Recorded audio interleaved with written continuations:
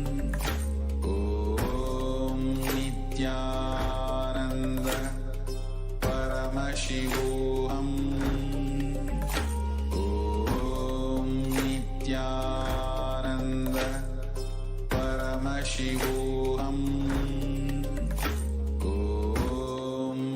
Nithyananda Paramashivoham. Om Nithyananda Paramashivoham. Om Nithyananda Paramashivoham. Om Nithyananda Paramashivoham. Om Nithyananda Paramashivoham. Om Nithyananda Paramashivoham. Om Nithyananda Paramashivoham. Om Nithyananda Paramashivoham.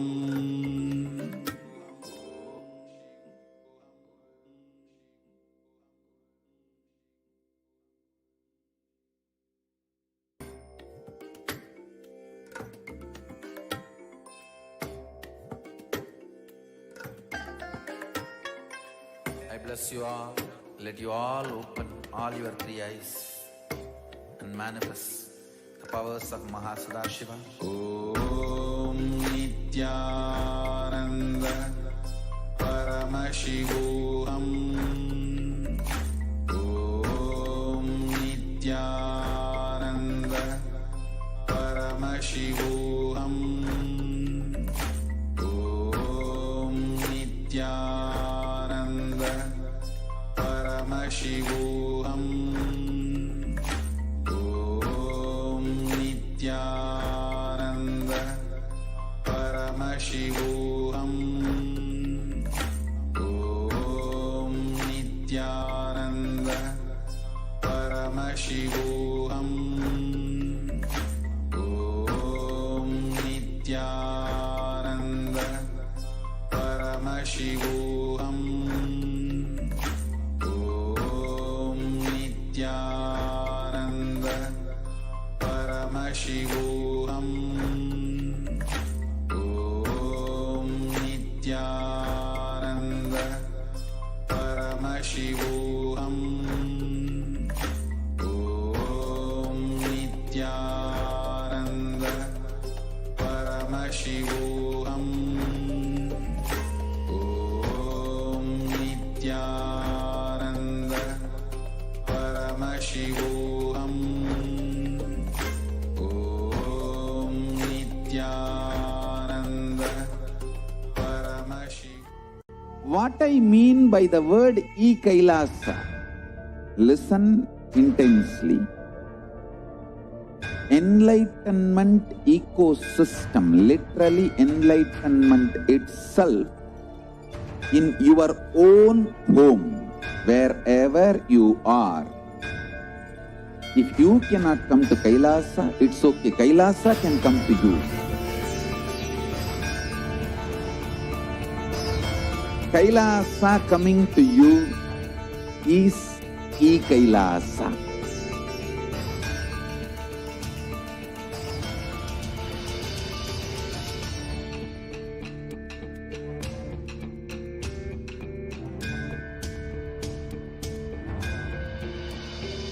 I will revive Hinduism.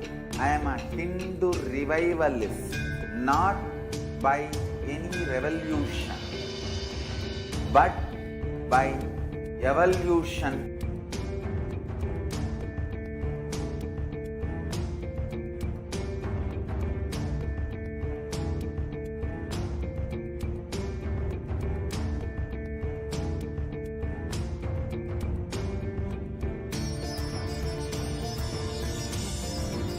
And setting model community.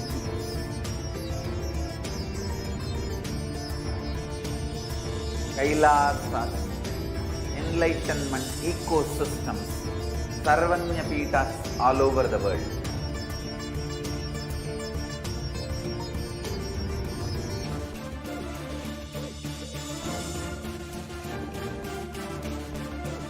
all powerful cognition, knowledge, only when you live power manifestation and possibilities manifestation happen. This is a fundamental truth.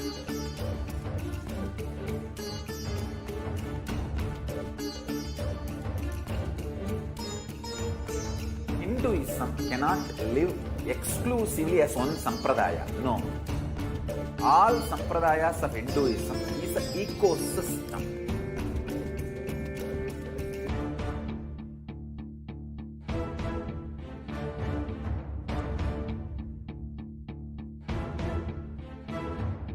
So don't keep quiet thinking that if one sampradaya is attacked, only that sampradaya is going to be affected. All of us are ecosystem.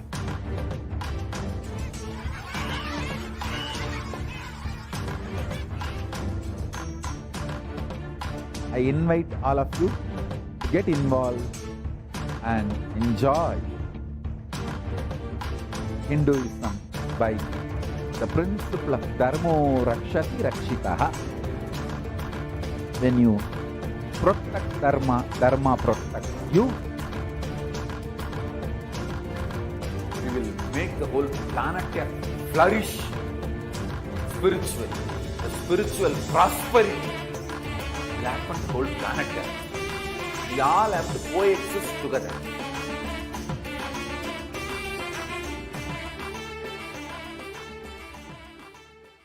Just be alive for next 3 years. Don't die within next 3 years.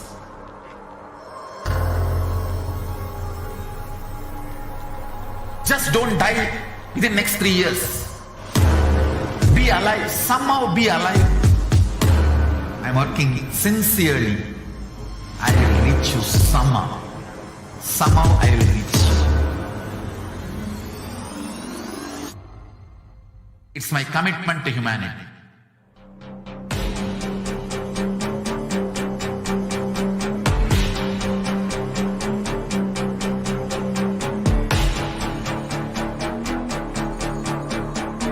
Just don't die within next 3 years.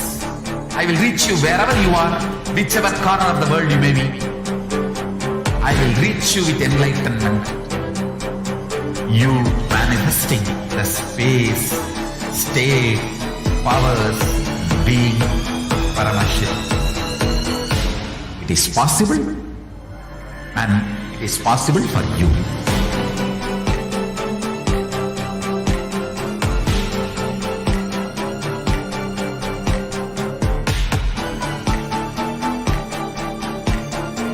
Paramashiva will reach you with enlightenment science. I know he is going to do the job. Just be alive for next. Om Nithyananda Paramashivoham.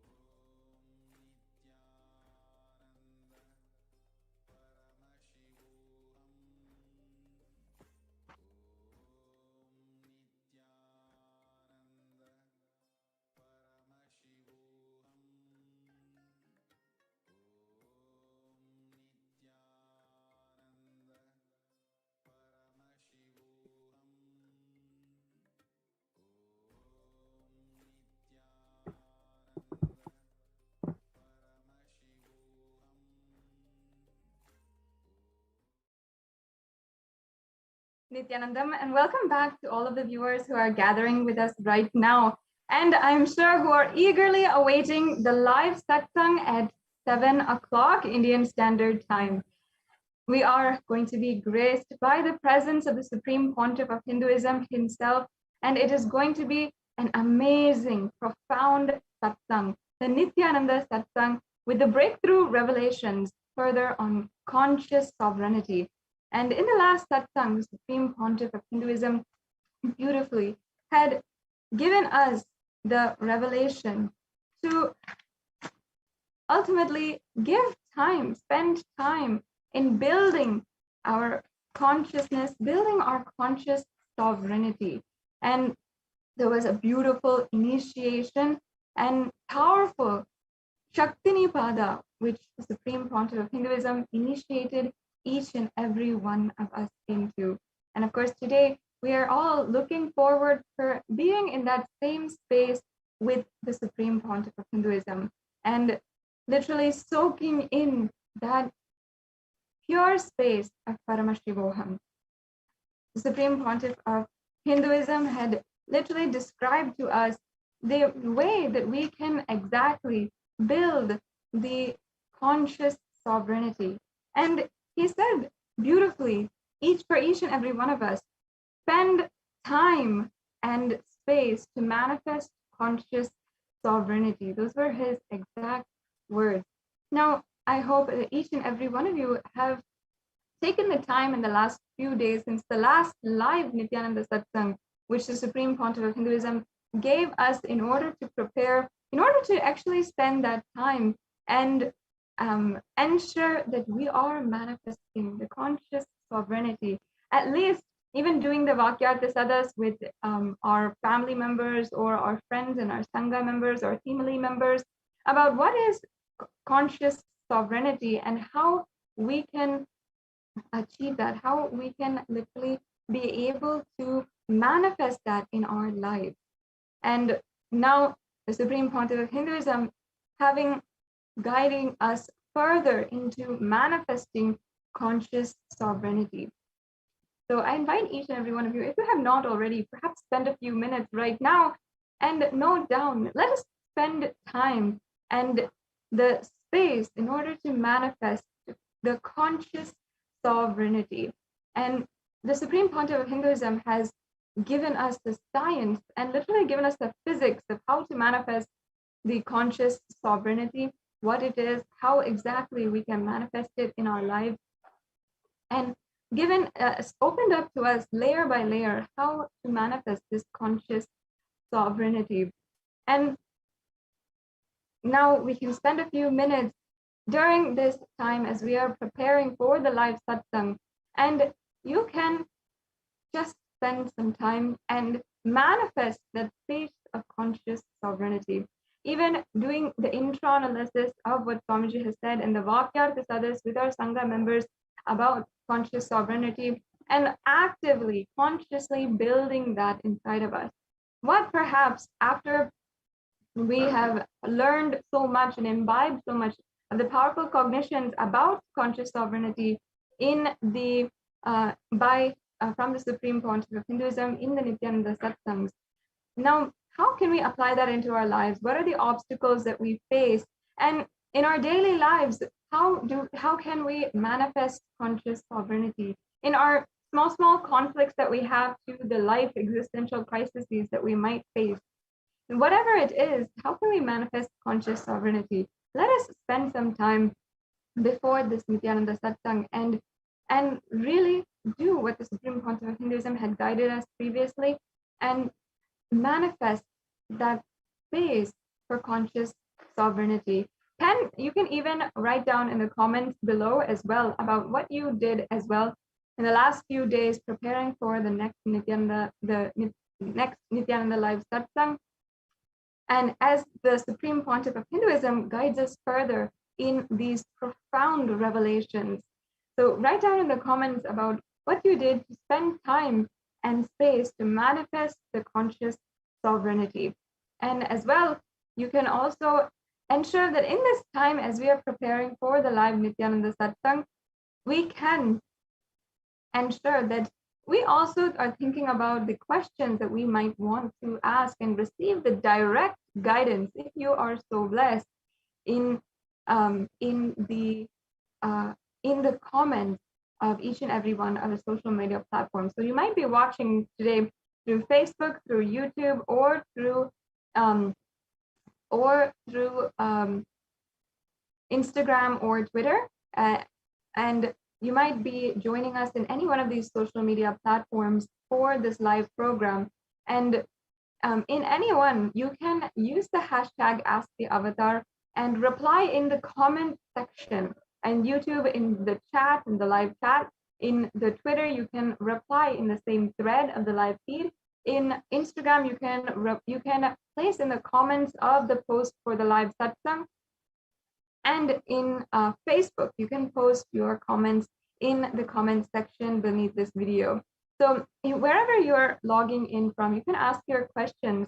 You can share directly with the Supreme Pontiff of Hinduism, and he is actively participating and interacting with each and every one of us and guiding us personally if we want that guidance, if we pray for that guidance from the Jagat Guru himself, the Guru for the whole universe. And the Supreme Pontiff of Hinduism is literally actively every single day answering our questions and even posting, making direct messages for the whole public, for the whole humanity itself on different social media platforms. So you can always ask your questions in Facebook in the comment section, and also ensure that you're liking and following the Supreme Pontiff of Hinduism's official handles on Facebook, Twitter, on Instagram, and on YouTube. And you can always participate in the panel discussions, in the Vakyartha Sadas that is going on as well. You can comment in the live videos. You can always tag at Sri Nithyananda and give the hashtag #AskTheAvatar and ask your questions. As well, you can even ensure that you're getting the notifications for the live satsang and the live program. So make sure that you are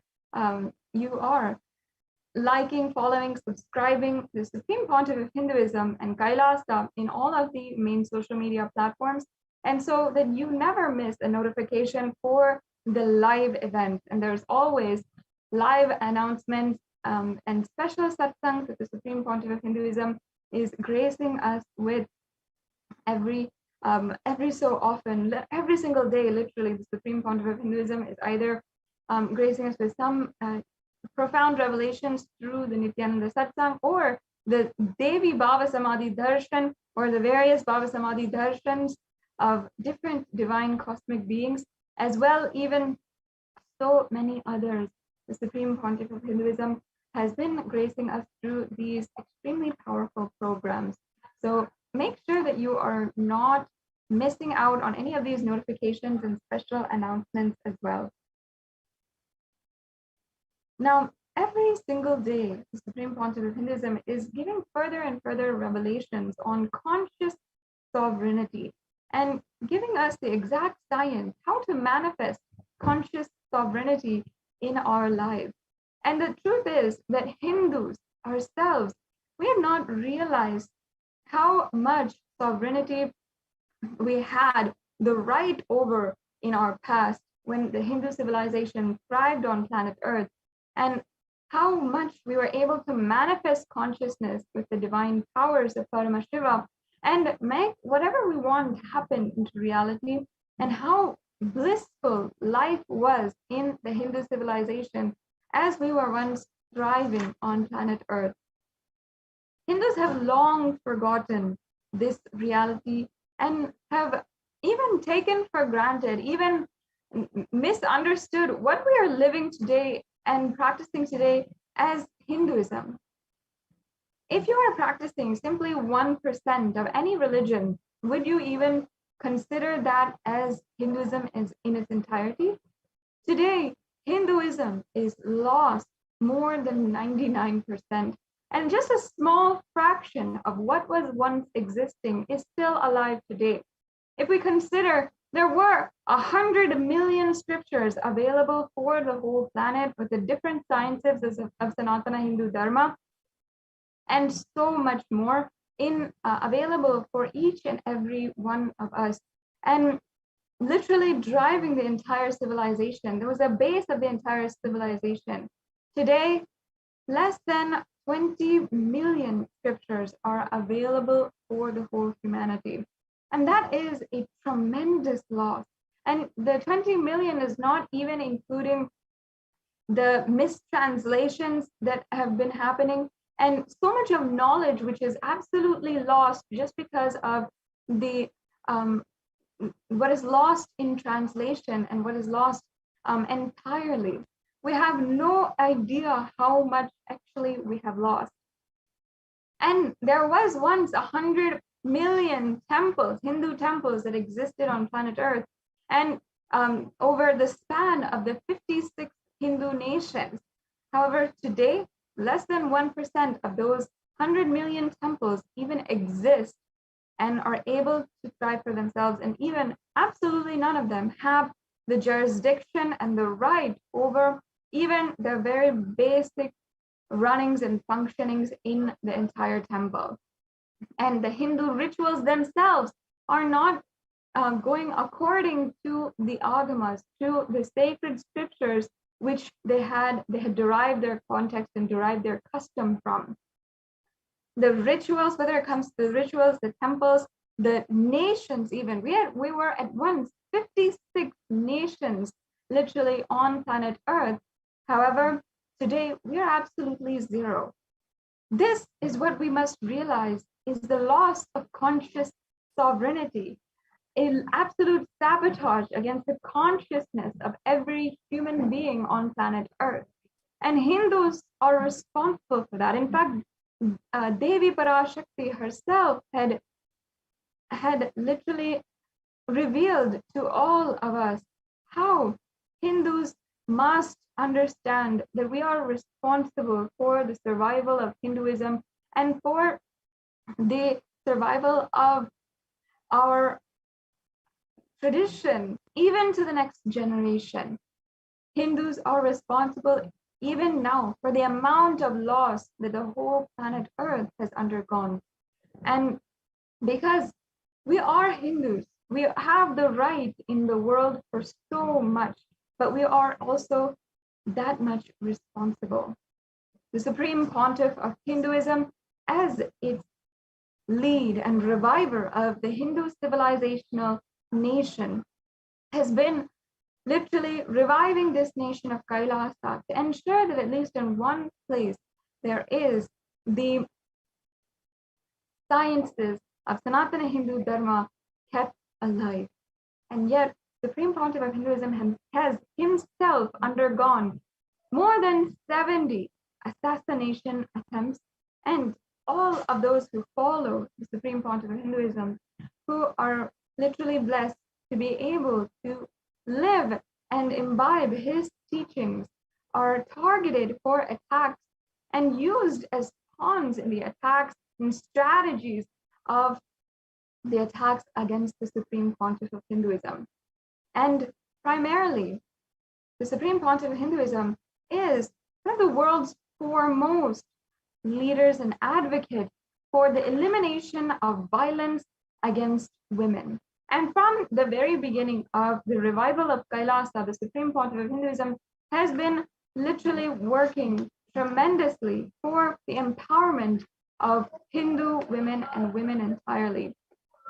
And whether we see the right for women to worship, or if we see the number of administrative positions in Kailasa which are held by women, or if it is also the number of female-centric ancient endangered lineages that the Supreme Pontiff of Hinduism is reviving, such as the Rudrakanyas and the Bhairavis, the Yoginis, all of these lineages that were victim to absolute femicide that the Supreme Pontiff of Hinduism is reviving today. The Supreme Pontiff of Hinduism has done more so than many leaders and has literally been leading in eliminating the violence against a huge, substantial population of women in the world.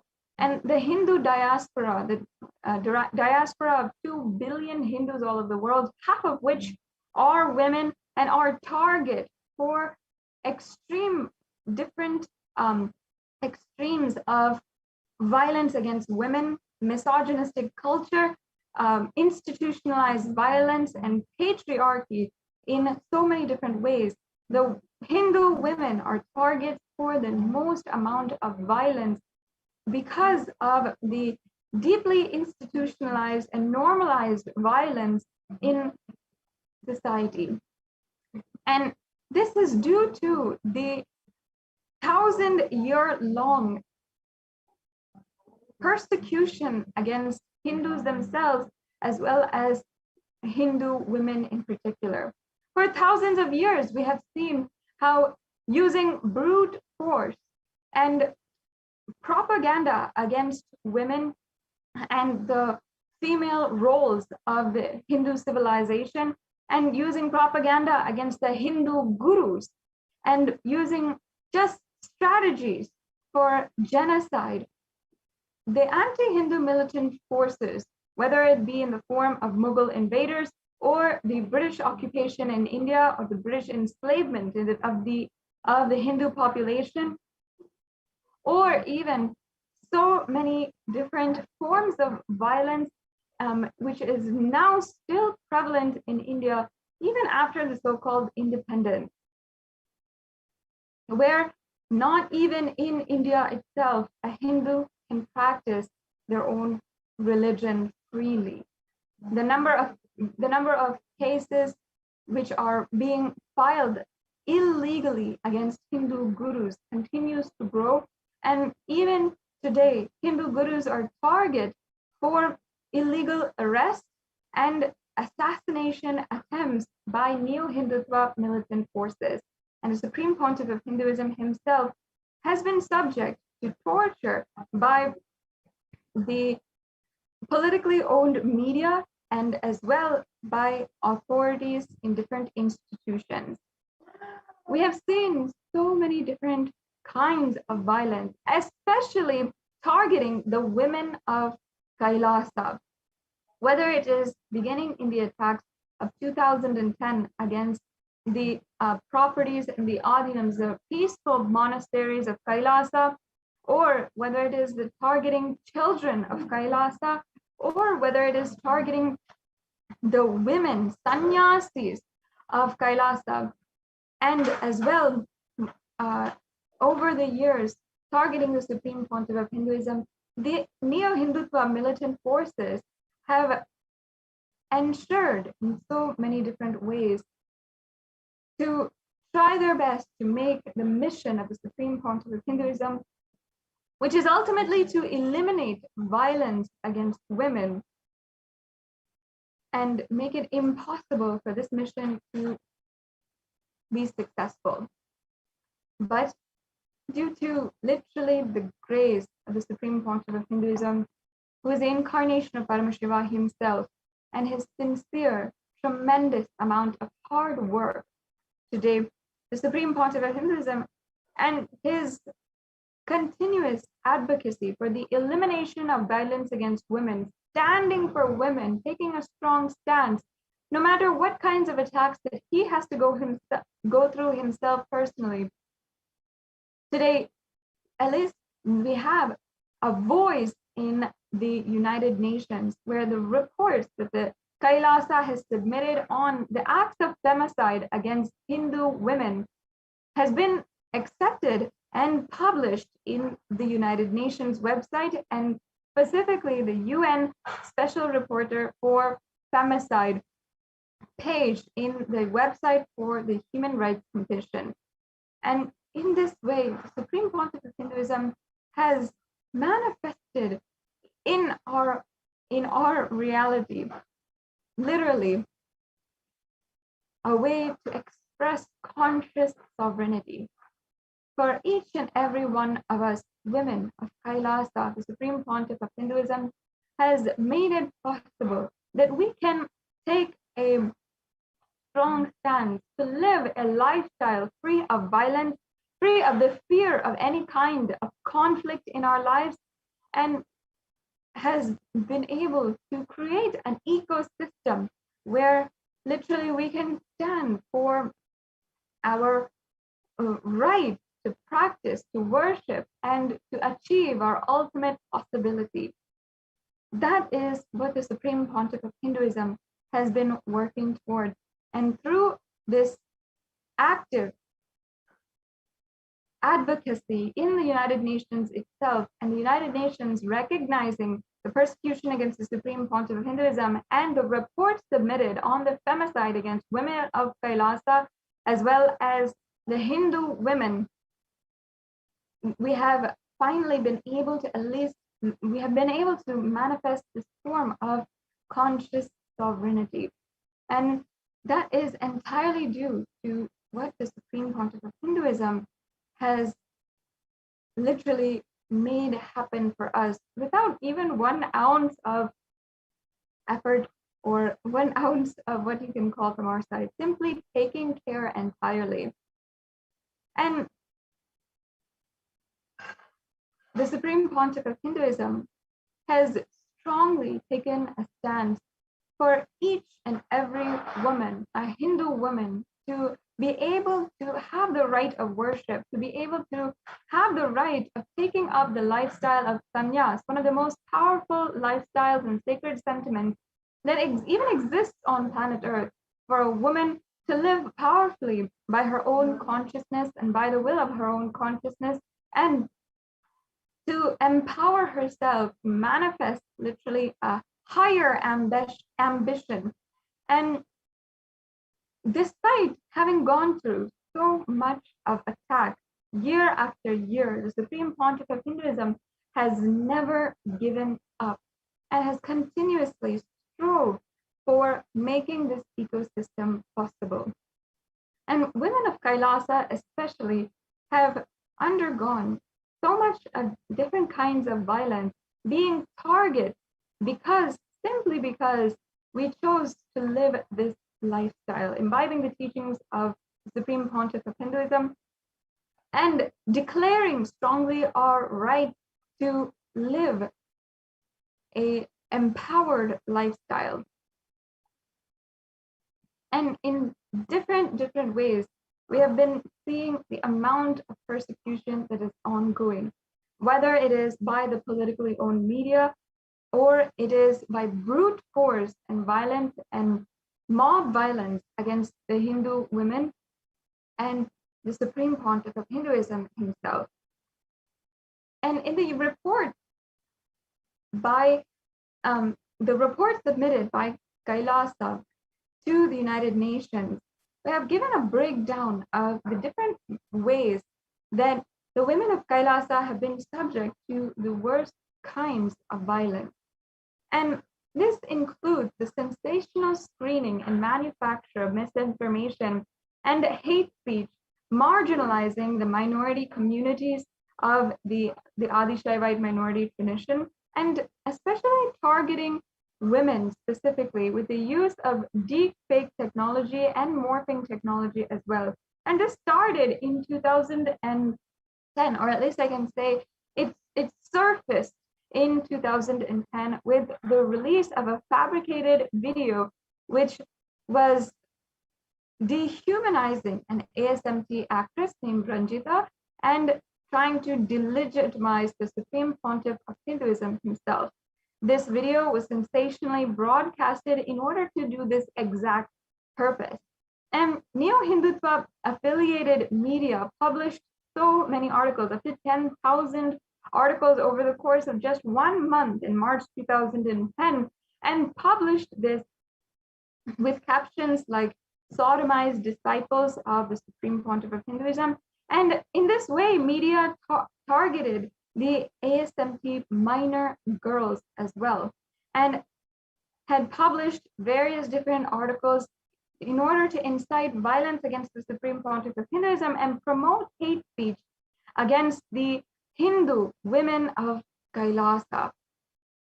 And in 2010 until 2012, there's a record number of 14,000 hours of hateful programs, which is marginalizing the ASMT women and children, and as well so many of the minor children of Kailasa and the women of Kailasa being addressed with so many hateful comments as well as violence inciting headlines as well. So some of these comments were also including being called brainwashed and even calling some of the women as witches, as prostitutes and cult worshippers. And this strategy of literally sensationally screening and literally making this manufacture of misinformation, as well as the violent sexual objectification of minor girls from Hinduism, as well as the Hindu nuns, the Hindu monks of Sanatana Hindu Dharma, is a strategy used for the last 1,000 years. It is a strategy that the women of Kailasa have been seeing continuously and has been used as a strategy for the femicide of the lineages of Rudrakanyas as well as sannyasis, of the femicide of the lineage of yoginis. Each and every one of these ancient Hindu sampradayas was literally demolished, massacred, and we saw some of the earliest evidences of femicide happening, where it was the targeted killings of women of Sanatana Hindu Dharma, and literally killing them in order to enslave the entire Hindu civilization, knowing that the role that the women played in the civilization was absolutely crucial. And in this way, we see still today the evidence of what these anti-Hindu militant forces have been doing for thousands of years. Even in when the Supreme Pontiff of Hinduism makes a courageous step and bold decision to revive these ancient sampradayas of sannyasis, of yoginis, and rudrakanyas. The Supreme Pontiff of Hinduism is himself target because he takes a bold decision to stand for the empowerment of Hindu women and the women of Kailasa, as you can see in the running visuals and the footage that we have presented for each and every one of you to understand the amount of violence that is ongoing against women of Kailasa. And here you are seeing some of the attacks against the sannyasis who are just trying to defend their deities and trying to continue the worship of their deities, being subject to violence by the mob and literally being handed over to a male majority mob by the authorities that were there and sent there to protect them. And over the years, we have seen this repeatedly happening, even until recently in 2019, where we saw the arrest of two of the administrators of the women-only monastery and their illegal imprisonment. What we are seeing continuously is the continuous subjugation of women, threatening women with false allegations as well, and illegally arresting them. The arrest of Manitya Pranapriyananda and Manitya Tattvananda in 2019 was an absolutely illegal, arbitrary arrest with baseless allegations and no evidence to support any of the crimes against them, and no reason why these two innocent female sannyasis were not given bail. And this is one of even the issues of the United Nations, where they are continuously looking at as well the arbitrary arrest of women who are from marginalized communities, and using this as a way to continue the oppression of marginalized communities and indigenous communities. And in this way, there has not been seen any kind of legal recourse in India especially. And the media is one to be actually held responsible for all of these different kinds of crimes against humanity. The media is easily able to sway the opinion of the public as well as the judges themselves, and court judgments are also not even honored by the media in any way or form, and they also continue their hateful propaganda, even dishonoring and ignoring the court judgments. For example, from 2010, the actress who was targeted in an attack in earlier that year with the fabricated video in order to dehumanize and defame her character, Ranjita had petitioned in the Karnataka High Court as well as other platforms where she could have her voice heard and seek some form of justice. And she did so for several years. And even being a reputable actress with so much of work and good work done and humanitarian work as well, and even though the courts had ordered for her favor, the media still willfully disrespected and dishonored the court's judgment, and still had published and broadcasted these hateful videos and articles and news continuously about her, and without any consequence or being penalized in any way. But if we say of contracts, in the United States in 2017, a similar case was filed, and the channel was penalized for $5 million USD for civil conspiracy and for defamation of the targeted ASMT community. And we saw literally in contrast how where a place where there's no known or majority anti-Hindu thought currents and anti-Hindu forces, literally justice in its least respect could be served. And this has seen the continued persecution of the ASMT, the Hindu nuns of Kailasa, the women who have taken up a lifestyle of absolute chastity and have taken up a lifestyle in order to empower themselves with nothing but their sacred religious vows. And having been empowered by their religious belief, these women had taken up and had lived this lifestyle and wanted to continue this lifestyle.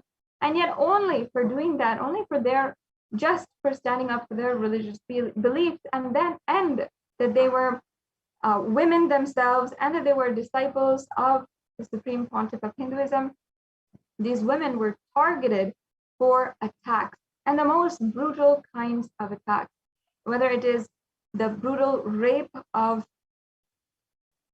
so many different women, and the rape of the Hindu sannyasis, or whether it is even the interrogation and torture put against and made that even children of Kailasa were subject to, or the willful starvation of the children of Kailasa and Hindu women. Literally, we have seen all kinds of crimes done against the women of Kailasa. And in the end, we've always not been able to find the legal recourse in India, especially, where we have literally the victims of these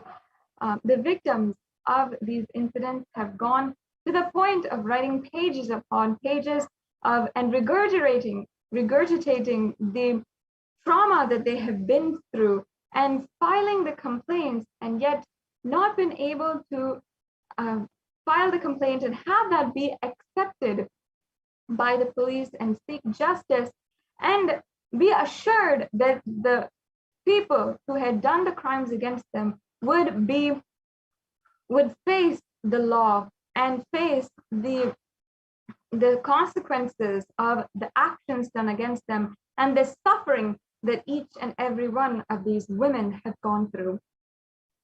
It is only due to the Supreme Pontiff of Hinduism that Hindu women all over the world have at least some form of hope in order to live a powerful lifestyle and live a lifestyle which is absolutely free from any fear of violence. Fear of violence, fear of being manipulated, fear of being overpowered by a man, and fear of being made invisible or literally losing her life due to gender-based violence. And what women are undergoing all over the world and facing all over the world, we're only seeing the conditions worsen, even though international peacekeeping organizations have declared for so many different kinds of promises. The only hope and the only successful ecosystem where women can live absolutely violence without the fear of violence, and where women can be assured to be empowered to her highest potential, and children are educated from a young age on her inner strength and how she can empower herself. Only the Supreme Pontiff of Hinduism has been able to create an ecosystem such as this and successfully be able to promise the world a possibility such as this. And today, with the report that was submitted to the United Nations, the crimes and violence and femicide in marginalized communities, as well as the indigenous Hindu women who were subjugated and made invisible by misogynistic groups, is actually told to the world and made and at least voiced in a platform for the international audience. Only by the Supreme Pontiff of Hinduism is there light being shed into the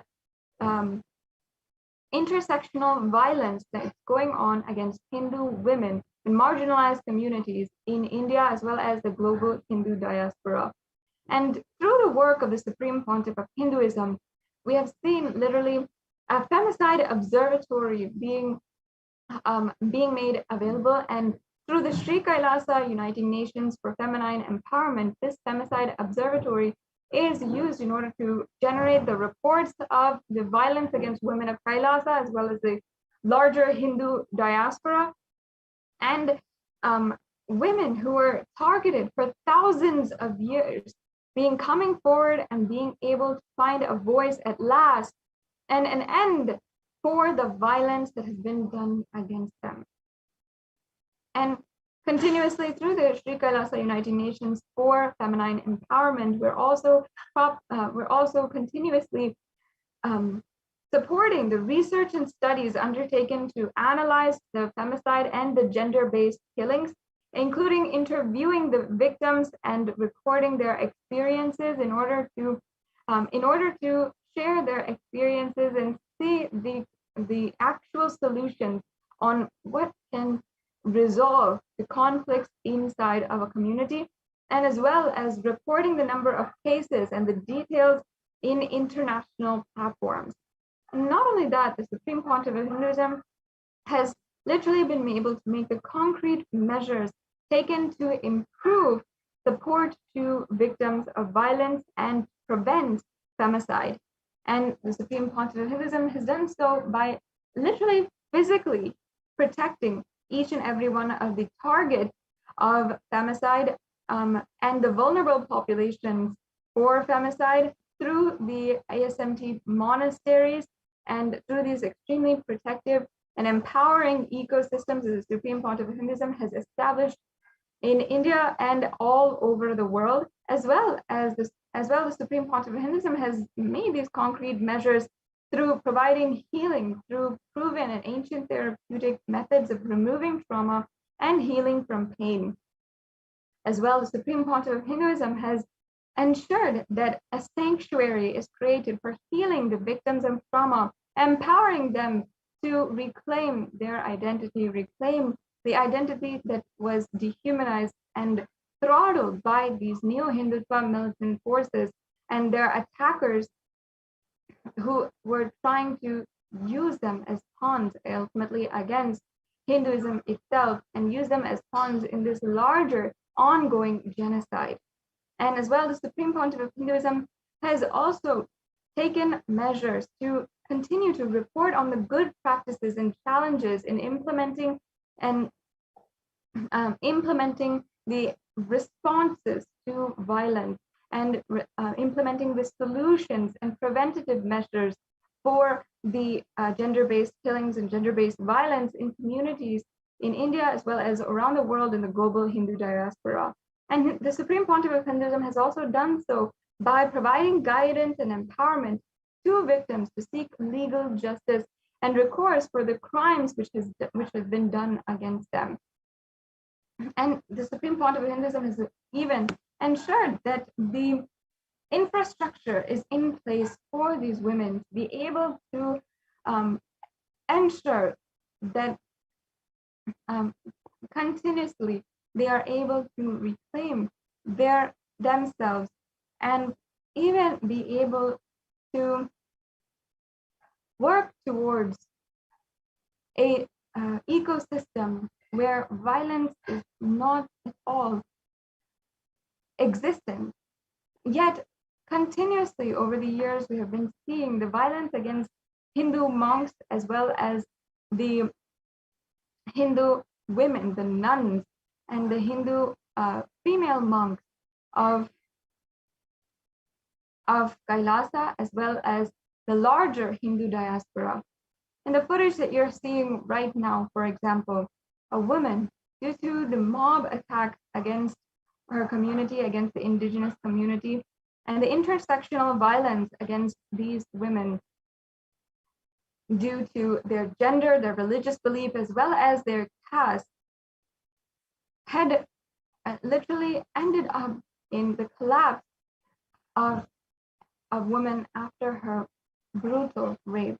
And even in the sense when, in the situation where she was trying to be moved immediately to be taken to the hospital for medical attention, the mob was continuously attacking, and these Hindu women were desperate to immediately seek the attention that she needed to save her life and get her the medical attention that she needed.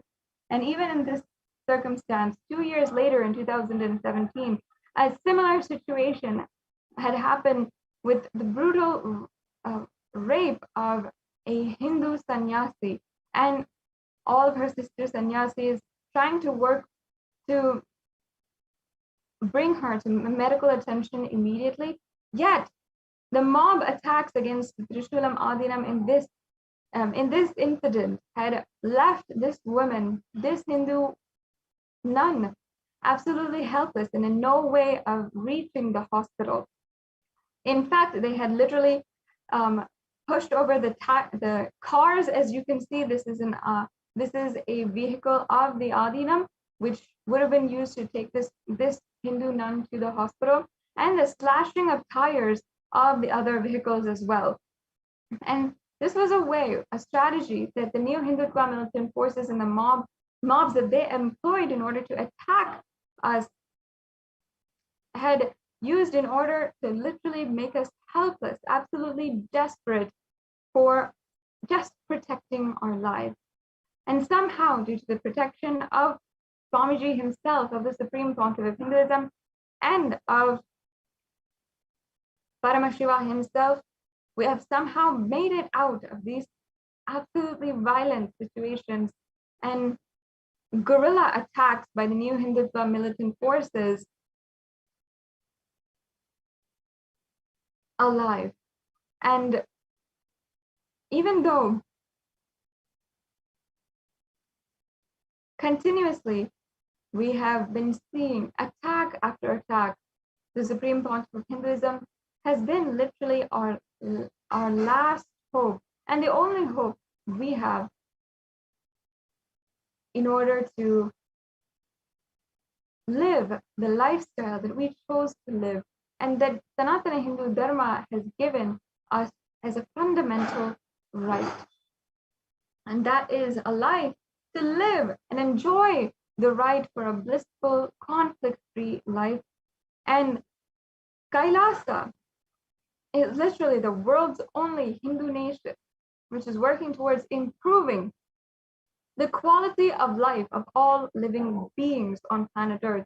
and doing so by bringing an end to all of the root causes which are undermining the expression of our infinite potential.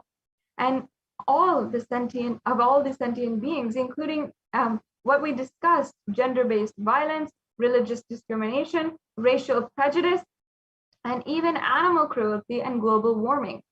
All of these are what Kailasa directly works on in order to bring an ecosystem and a civilization which has zero discrimination and is absolutely violence free. And the Supreme Pontiff of Hinduism has been doing so by using strategies of Hindu multilateralism and fostering complete relationships and partnerships, promoting greater accountability of leadership, and building community resilience by economically empowering marginalized communities and the impoverished people. And as well as Supreme Pontiff of Hinduism is doing so by reviving the female-centric ancient endangered lineages that ultimately are for the purpose to raise women to use their inner strength in order to harness and achieve their ultimate potential. And another way that the Supreme Pontiff of Hinduism, as well as Kailasa, is working towards this ecosystem and this goal is by protecting the environment and promoting the non-violent living sustainable lifestyle and reducing the effects of global warming, and by advocating and actively enriching for a life of vegetarianism and a non-violent lifestyle, as well as organic farming and methods of sustainable farming without the use of any pesticides and or any destruction to the land as well. And Kailasa ultimately aims to raise the standard of living for all the global community with the sacred traditional knowledge and secrets of enlightened living of Sanatana Hindu Dharma. And the Supreme Pontiff of Hinduism has been doing so literally since the last 27 years. And yet continuously, each and every one of us have seen how much of attack we have gone through due to the neo-Hindutva militant forces. It is up to us, Hindus, in order to reclaim our conscious sovereignty, which the Supreme Pontiff of Hinduism is guiding us continuously, in order to end this violence and in order to find any kind of hope for ending violence against women in all forms and all types. In the United Nations in 2000 had declared that by 2030, we would see an end to all gender-based violence and even see women being equal to men. And we would bring a world where we saw the reality of gender equality. Yet today, it's 9 years until the end year of our goal. Yet still today, we're not seeing even 10% of what we wanted to achieve by 2030. We're not even a fraction of the way to see that happen.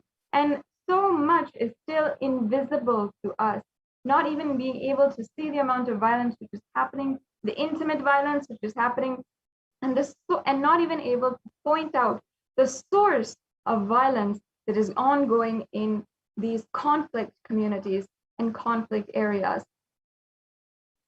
It is only the Supreme Pontiff of Hinduism who has been able to successfully create the model communities and of sustainable living and provide these community livings for the public and promote the lifestyle of nonviolence and literally create and establish a nation where women are empowered for their infinite potential, not just for their equal rights. That is literally the beauty of what the Supreme Pontiff of Hinduism has done. And I invite each and every one of the viewers to take a look and ensure that you are getting yourself familiar. Today, actually, the United Nations has accepted and recognized 3 of the reports submitted by Kailasa to the United Nations, to the Human Rights Commission.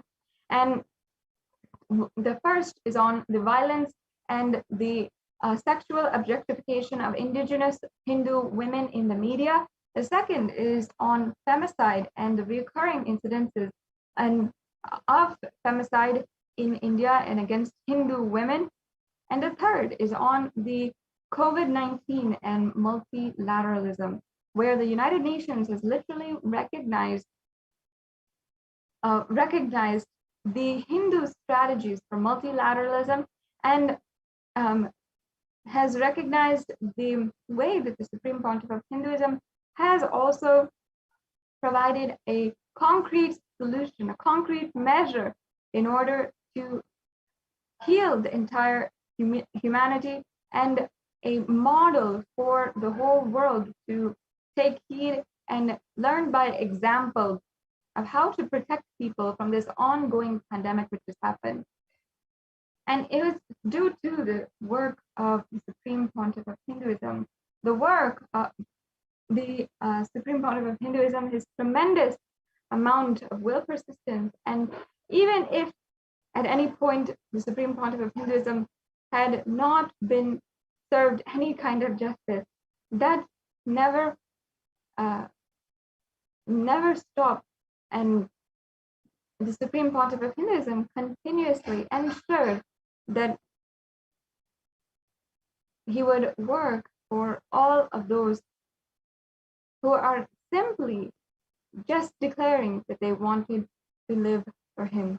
And even if we just made one step in order to make that or declare our life for the teachings of Sanatana Hindu Dharma, the Supreme Pontiff of Hinduism has done 1,000 times more in order to create that ecosystem for us and literally make the ecosystem where it is absolutely easy and so blissful for us to just simply start radiating the higher ambition of our lives, the higher powers of our lives.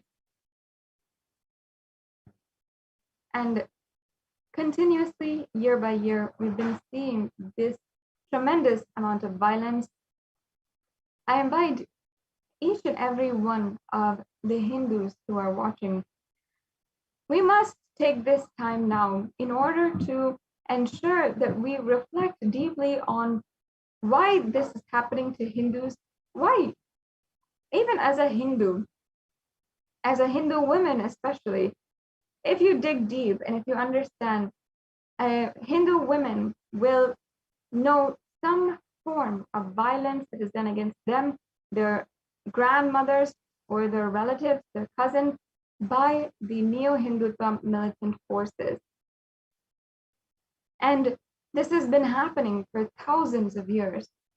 Why has this been happening? Why does a Hindu woman need to go through so much? And what hope is there for a Hindu woman today?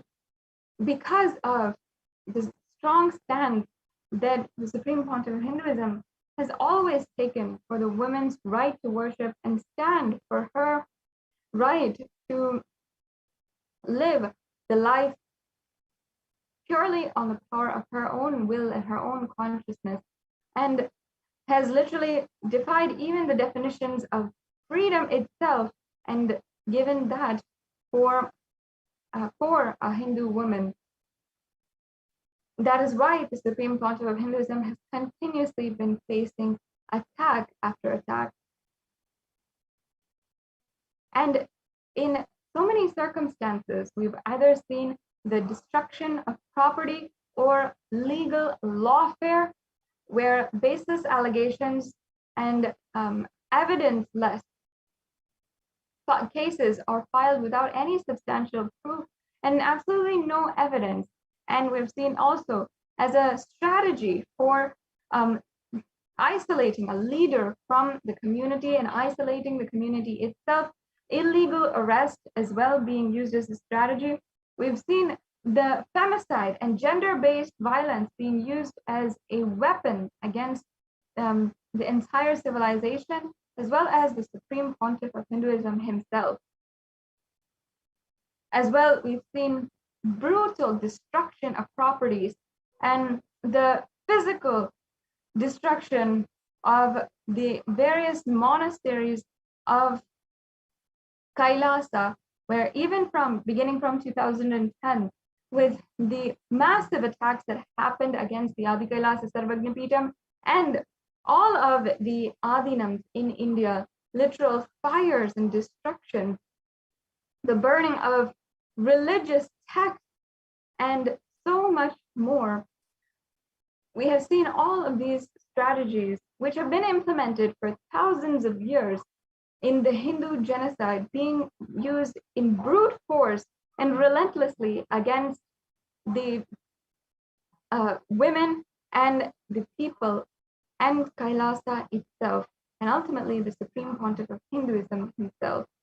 Now, we will continue understanding about the persecution against the Supreme Pontiff of Hinduism, as well as the reports that were accepted and published in the Human Rights Commission website of the United Nations in the further segment, this further segment, as we are awaiting the live darshan and the live satsang of the Supreme Pontiff of Hinduism, and we'll be right back with you after a short break. What I mean by the word Kailasa, listen intensely. Enlightenment ecosystem, literally enlightenment itself, in your own home, wherever you are. If you cannot come to Kailasa, it's okay. Kailasa can come to you. Kailasa coming to you is Kailasa.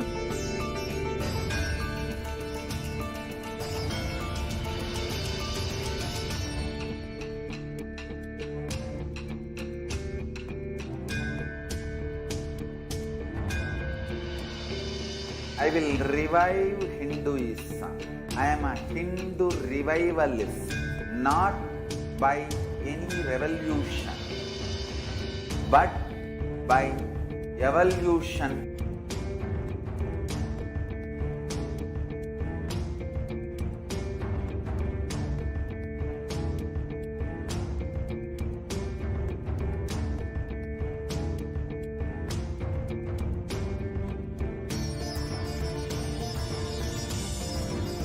And setting model community.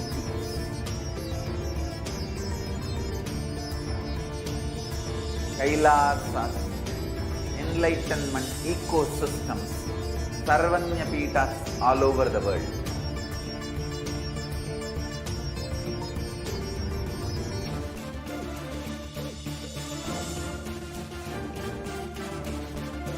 All powerful cognition, knowledge, only when you live, power manifestation and possibilities manifestation happens. It's a fundamental truth.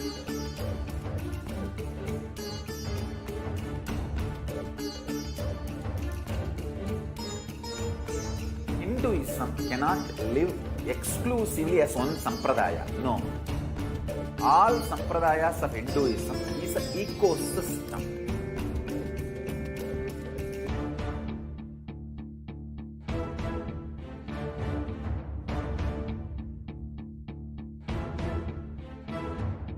So don't keep quiet thinking that if one sampradaya is attacked, only that sampradaya is going to be affected. All of us are ecosystem.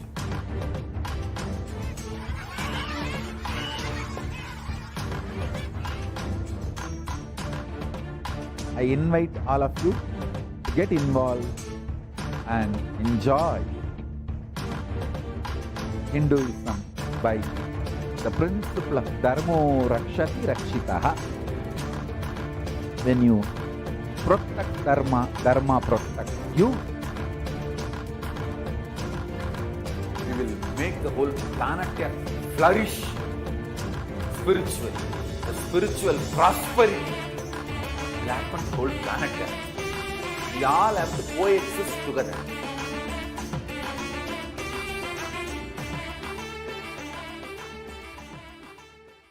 Just be alive for next 3 years. Don't die within next 3 years.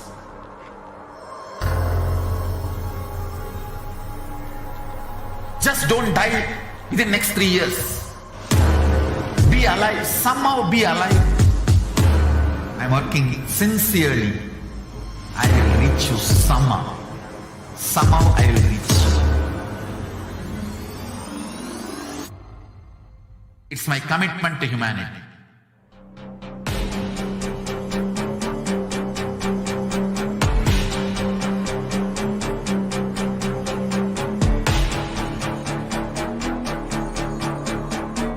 Just don't die within next 3 years. I will reach you wherever you are, whichever corner of the world you may be. I will reach you with enlightenment. You manifesting the space, state, powers, being Paramashivoham. It is possible, and it is possible for you.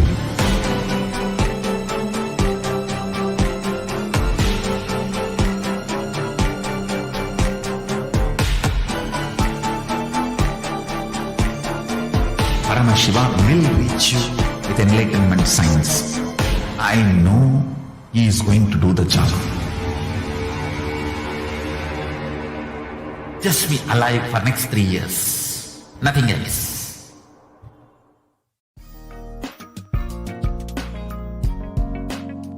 We get you health. We get you ability to build beautiful relationships in your life.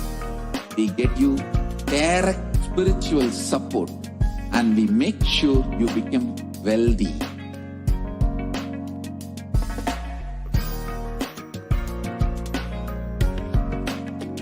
We won't stop giving you just good life. We will literally not stop till you live enlightened life. Manifesting the state of Paramashiva, space of Paramashiva, powers of Paramashiva, being of Paramashiva.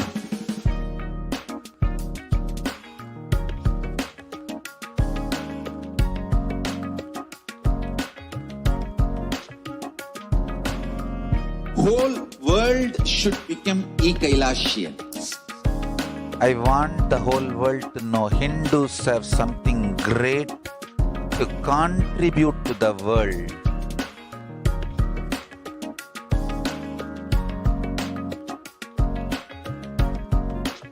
We have something great to contribute to the world. Let us do that.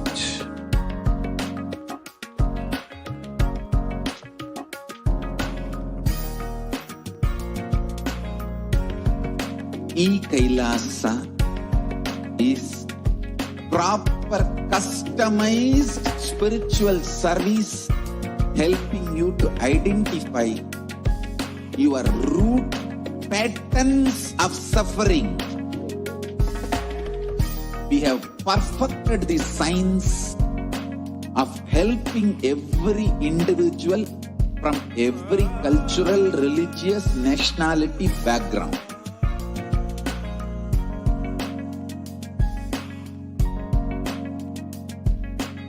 You will have lowest reactionary assumptions, highest awakened response, alive response for life continuously.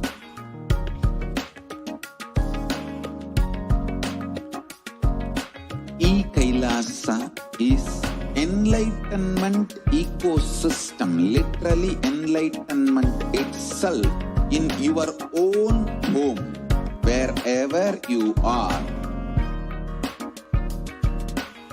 Proper customized spiritual service helping you to complete with your life negativity. Withdrawal from life, self-hatred, self-denial, self-doubt, so much of tiredness, laziness. We can support you aligning your diet, your attitude, your aptitude, your understanding about life. We can help you with everything.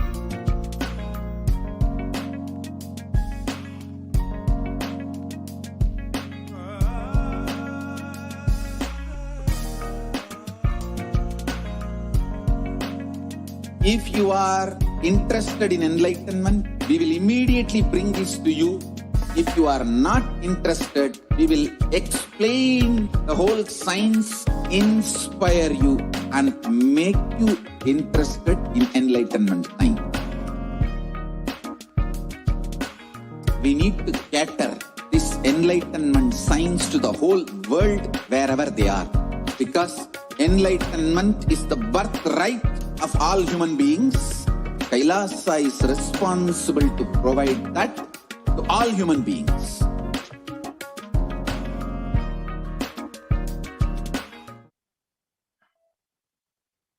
Nithyanandam, welcome back to all of the viewers. Now, we are just a few minutes away from the live Nithyananda Satsang, and I'm sure each and every one of you are eagerly awaiting. I myself know the feeling of being so excited and just awaiting the presence of the Supreme Pontiff of Hinduism. I invite each and every one of you to share this program link. Let's share the news that there will be the live satsang at 7:30 Indian Standard Time, and make sure that all of your family, your friends are awake, alive, and ready for the Nithyananda satsang that is happening very shortly. And make sure as well that you spend a few minutes right now, and we can just enrich as many people as possible.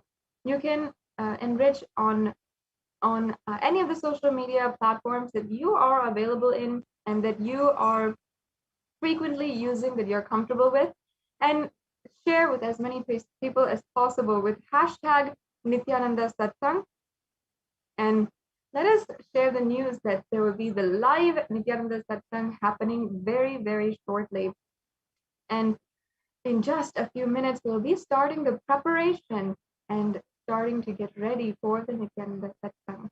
And once again, let's make sure that everyone knows and that all of our Sangha members and everyone whom you think will understand and deeply benefit from this cosmic intervention into your life today.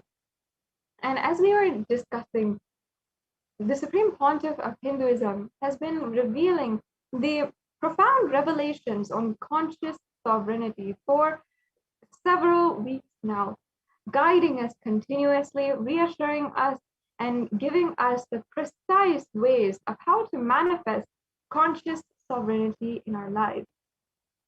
And it is such a profound experience, and not just a superficial word. It is an experience that the Supreme Pontiff of Hinduism has been initiating us into as well. And not only that, for hours at a time, sitting and being with us and sitting and in the satsang and initiating us and allowing us to experience that deep and powerful space of Shakti Nipada, the deep feeling connection with the divine, and being able in that way manifest the conscious sovereignty. The Supreme Pontiff of Hinduism has gone over with us how the physics of conscious sovereignty, and the Supreme Pontiff of Hinduism is continuously revealing the different layers of what it is and how to manifest it in your life. And in the comments down below, I request we can start having the Vakyartha Sadas and remind ourselves that what the Supreme Pontiff of Hinduism told for us as spiritual homework last time was spend time and space in order to manifest the conscious sovereignty. So make sure that if you have not done this already, let us spend time right now and literally sincerely manifest the conscious sovereignty in whichever way that means to you, and how the Supreme Pontiff of Hinduism has guided to manifest conscious sovereignty in our lives. And you can take a few minutes now and comment down below your experiences, your Vakyartha Sadas, your maybe your intra-analysis of conscious sovereignty itself, about what it is and what the Supreme Pontiff of Hinduism has said as well. And we'd love to interact with you and see your comments in the different social media platforms as well.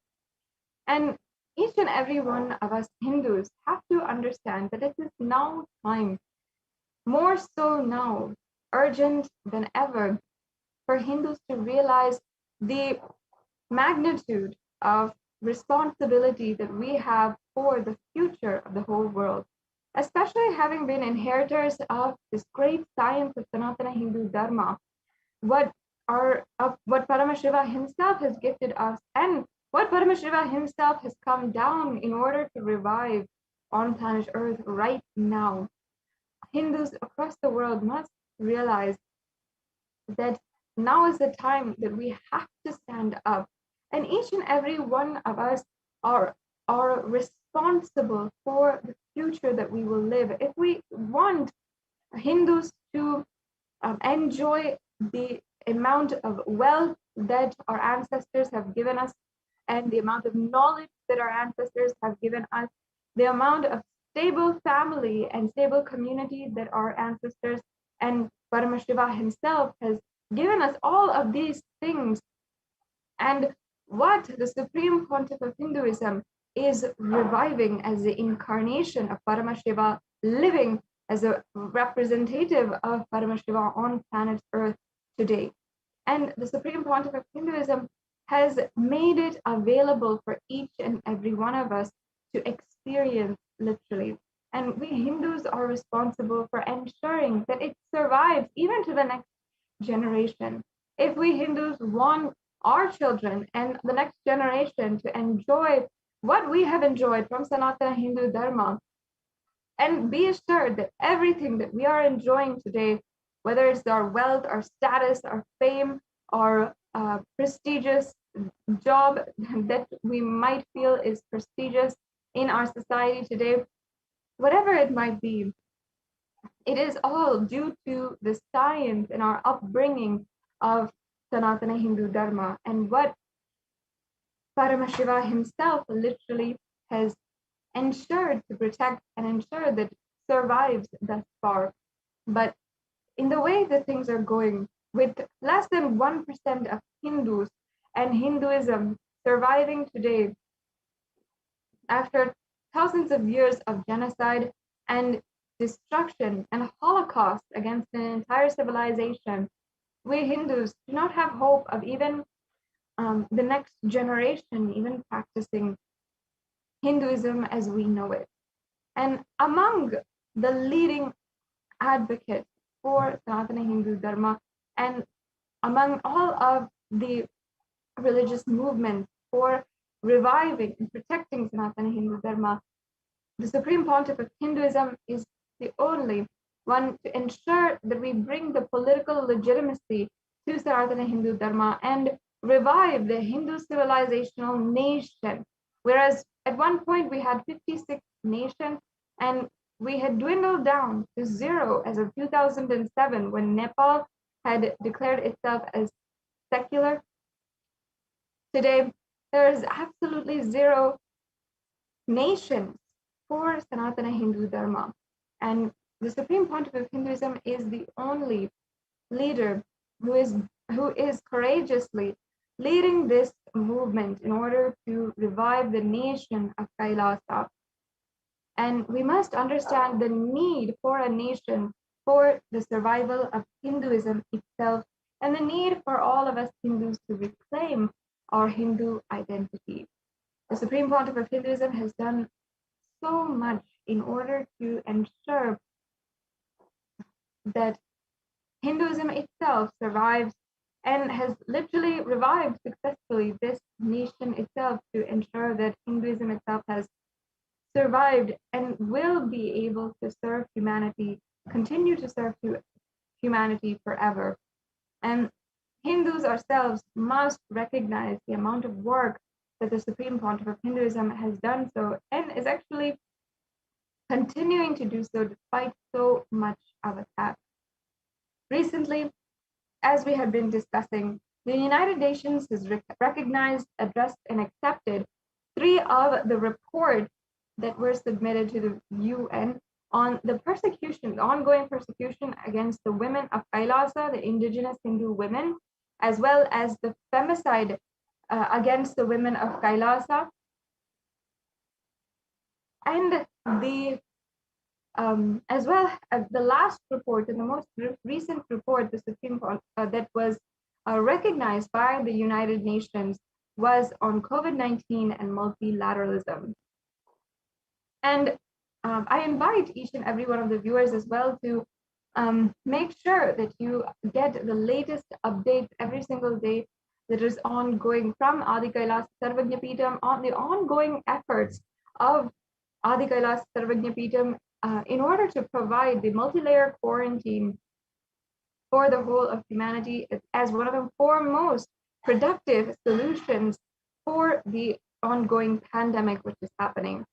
And as well, please visit the official Facebook page of the Supreme Pontiff of Hinduism in order to review the reports that were submitted by Kailasa to the United Nations on the work that the Supreme Pontiff of Hinduism is doing in order to eliminate all violence against Hindu women. And among the leading global advocates for women empowerment is actually Kailasa, not just by empowering women with equality, but with infinite possibility. Kailasa is literally where there's zero discrimination against women and also all the LGBT plus, and there's no place for any kind of sexualization, of objectification, or stereotyping against women. And women even hold 2/3 of the leadership positions and in all of the administrative structures of Kailasas across the world. And as well, where women are given the economic empowerment in order to specialize in their unique trade and business, including the sacred arts and the various different trades and businesses that are traditional and indigenous to Hinduism, as well, where young girls, the Hindu young girls and the young women are given absolutely free education and trained and guided to harness their inner strength in order to manifest their ultimate potential. And in Kailasa as well, in the Kailasa de facto spiritual embassies across the world, women can absolutely be unafraid of any kind of subjugation, discrimination, or violence against them. And the Supreme Pontiff of Hinduism has continuously taken strong stances to ensure that the ecosystem is never compromised and continuously the safety, the violence-free zone and empowerment of women is prevailing. Now, the Supreme Pontiff of Hinduism is gracing now in just a few minutes. Let us now enter into the meditation in order to prepare for his divine presence and get ready for the powerful cognitions that we will now imbibe from the Supreme Pontiff of Hinduism himself. So sit with your head, neck, and spine in a straight line. Breathe and inhale deeply and exhale. And let us chant the Mahavakya. Om Nithyananda Paramashivoham. Om Nithyananda Paramashivoham.